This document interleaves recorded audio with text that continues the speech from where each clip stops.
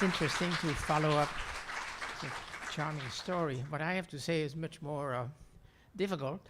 It's a story which I did in 1964, so it's quite old. At that time, I was, and I still am, a photojournalist, and I would get assignment offered to me from different magazines. In this case, it was Esquire, who I was working with occasionally. They'd called me and they said to me, "How would you like to go on the jaguar hunt?" And I said, "Well, yeah, of course. You know, I'm open for anything." It was Dick Joseph, the travel editor, who talked to me about it. And he said, "Well, the magazine Esquire had been approached by the government of Colombia, who was interested in rebuilding the big hunters' games and to try to get some tourism back into the country." It was at the time when there was a lot of turmoil in Colombia, which there still is, as a matter of fact, dealing with drugs and other things. Anyway, so that sounded very exciting, and I prepared myself, and I was, that weekend, I was at the beach on Fire Island, excuse me, and I was at the party, and there was a young lady there, and we were talking, and I said, "Oh, by the way, I'm going on the jaguar hunt next week. Would you like to come?" She said, "Oh, yeah, I would." She was also very pretty, which was an asset. So that, I said, you can't be serious." "Yeah, I am. Would you?" I said, "Well, okay, I'll talk to the people at Esquire to make sure that it might be good if we go on a big man hunt to have a little light touch by having a woman coming along." And so I spoke to the people at Esquire, who got in touch with the government people, the propaganda department of Colombia. They say, "Sure, can bring her along." So she used to work for Glamour magazine. She was a young editor. And she told the story at Glamour, and Glamour said, "Oh, great, we're going to put you into a complete outfit, and we can take a story about a woman going on a jaguar hunt." So, she was outfitted. And a few days later, we after getting the proper visa and the shots for yellow fever and God knows what, we took the plane and flew to Bogota, where we were lavishly received by the propaganda minister, who made sure that we had the proper equipment, the proper support. They gave us really professional hunters. Actually, they're actually killers. They're actually the part of the bodyguard of the president. And off we started to go. And we flew from Bogota into an old DC-3. I don't know if you remember that plane. It was from the Second World War. And we flew over the country, and the pilot wanted us to see the scenery so that the flight was 450 miles away from Bogota, and it took us 6 hours to do it because he took so many detours and flew down over the jungle to see the animals and all kinds of things. So finally, he arrived at a small airport, a grass field, and he had to fly back 2 or 3 times to chase the cows off the field. That's not unusual in Africa and in South America. So we landed, and we started to go from there by foot to a village which had been requesting the government to send some people to come and get rid of the El Tigre, the jaguar, which has been killing their stocks, cows and sheep, and also sometimes their children. So that we were doing actually a useful thing by being there, hopefully. So off we went, because you hunt jaguar at night. It's the only time you can find them, because they come hopefully for a water spot where they can drink or try to find some prey that they can feed themselves on. So up we went to a spot that the local farmers had built with bamboo, a little hut up high above the ground, and we went there and covered ourselves with mosquito repellent because there's a lot of mosquito. And we soon discovered, after sitting there for several hours, that we could hear sounds, but we didn't know what it was. And we were very excited. I had strobe lights to be able to photograph it at night. but nothing happened. But suddenly we had a downpour of rain, so that not only do we get very wet, but also you couldn't even hear the step of anybody, of anything around us, because the sound of the rain would just completely eliminate the sound of a tiger approaching. There was one of the men with us had a gourd, and he could make a sound of a jaguar, tigre, so that he could call them, and you can hear the jaguar quite a bit of way responding to the sound, because they would communicate that way. So that was a failure. So we went back to the camp, and then we tried again the same thing the next day. No luck. And then the main hunter, killer, was in touch by radio with Bogota, and they said that there was another village which had been sending a complaint about a jaguar which was giving them problem in the village. So we said, okay, so we flew back to Bogota, spent 2 days in the hotel there to clean up because we were muddy, and then flew out to another place called Ayapel, which is near the Orinoco River, which is an affluent to the Amazon River. And there, by the way, we were there in August, and that's completely the wrong season to hunt jaguar, because the best way to hunt the jaguar is to go to the dry season, because then the jaguar have to come to drink, and you know where they're going to go and drink. At the season, we had water up to our waist. When we walked through river.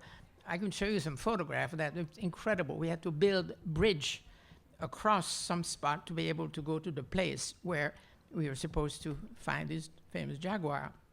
There again, we spent 3 days, and they even had tied a calf to a tree. So the calf was, yelling his head off, trying to escape, which normally would attract a jaguar. Never came, because he can sense that there was something wrong. The worst part of it is that the vultures, which were around, had heard the sound of the calf, so that they had come and sat on the tree above us and decided that was a good time to let go of their backside. So we had a spray of I won't name it, you know what I mean, over us. So that was a complete failure as well. So we tried one other place, and this time we had to get into a canoe, dugout. We had 2 big dugouts. By the way, they had sent us with a whole lot of foods and all kinds of, supplies to go along with us. So we put all our supplies in a dugout on the Orinoco River. They have this big dugout. You can put 10 people in them, and supplies and everything. And they have these long shafts with a motor, and they go and shoot across the river. We stayed in the center of the river, which surprised me because I wanted to be near the edge so that we could photograph maybe some animals by the river or some scenery, because we passed by small villages. They say, no, we can't do that because the local Indians are not terribly happy about some people going there. Then they have blowguns, and they use you as a practice as you go by. So I said, all right, we say. As we were going down the river, we had an incredible downpour, and our boat, both the canoes, both the dugout, were so filled with water that eventually one lost his engine, was flooded, and he started, deriving, just sliding into the water, and it was a pretty rapid flow. He turned over, and we managed to grab the guy who was leading it, because that dugout was full with all our food and other part of our equipment. Luckily, I had all my camera with me, and I held it on a big plastic sheet. We grabbed the man as we went by, we saved him, and then we went right to the edge by an Indian village, which I didn't know was there. And then we were able to go ashore, and we had lost all our food. And the only thing we had left in my canoe, in the dugout that I was on, was a big box of toilet paper.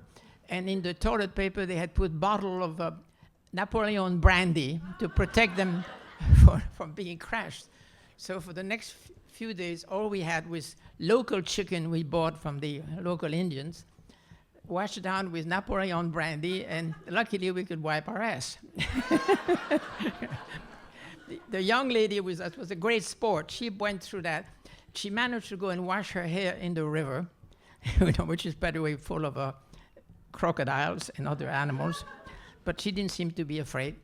And one of our guides, we went also to the river to wash himself, was absolutely came back with his back. As a matter of fact, we have a photograph in the article showing his back was covered with bival mosquitoes. He just couldn't run. He ran away trying to chase them, but he couldn't get them off his back.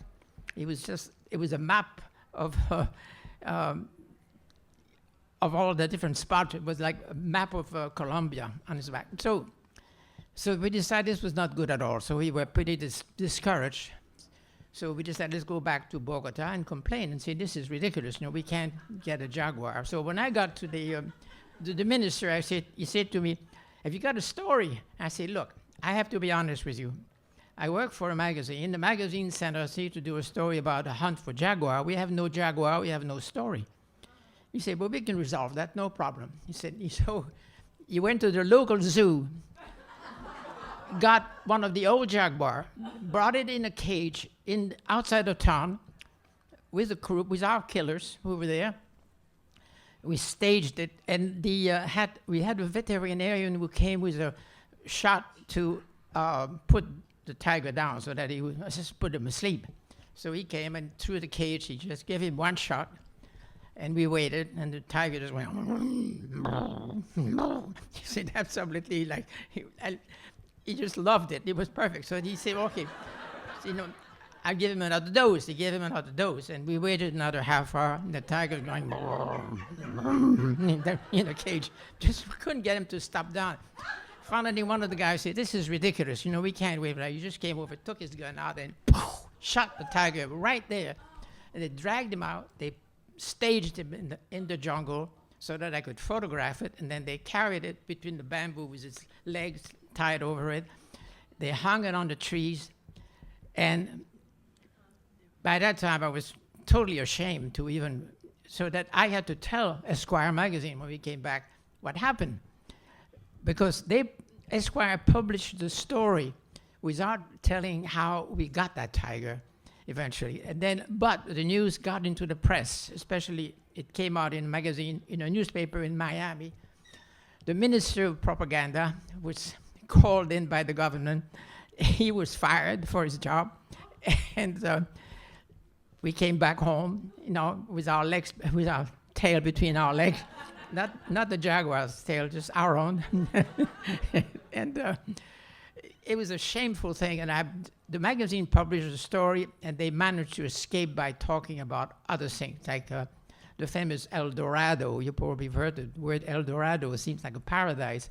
But actually, the word El Dorado will come from the fact that there was, in the tribes in Colombia, there was a man chief who once a year was covered with turpentine, would you believe it? And they would roll him in gold dust. And he would have his hand full of emerald. Emerald is one of the great common jewelry that's precious stone that is found in Colombia as well. And at that time, the conquistador, a long time ago, had seen this event happening, and they figured that if they could cover a man with gold and have him with emerald, and he goes into the water to wash the gold off and throws the emerald into the sea, into the river, then this was the paradise. So and the man El Dorado means the gold one. So that the conquistador decided it was a good place to find gold and jewelry, and then they had it all go to Cartagena, where they had all the ships taking all of the wealth back to Spain. So that's the story, and it was kind of a nice event in my life. And of course, the work of a photojournalist gets you into all kinds of incredible situations, and I could go on and on for many, many others. But that's it for today.